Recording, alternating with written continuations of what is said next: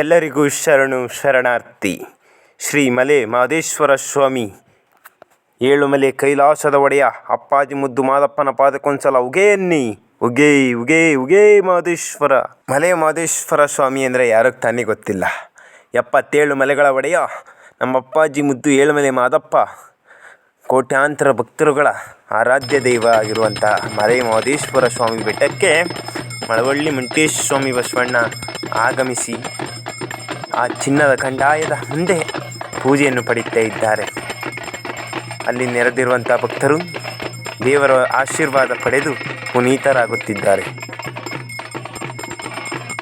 ಅನೇಕ ವರ್ಷಗಳ ಪುಣ್ಯ ಫಲವೋ ಏನು ಮಂಟೇಶ ಸ್ವಾಮಿ ಬಸವಣ್ಣ ಹಾಗೂ ಮಲೆ ಮಹದೇಶ್ವರ ದೇವರುಗಳ ಪೂಜಾ ಕೈಂಕರ್ಯವನ್ನು ಬೆಟ್ಟದಲ್ಲಿ ನಡೆಸಿಕೊಂಡು ಬರುತ್ತಿದ್ದಾರೆ.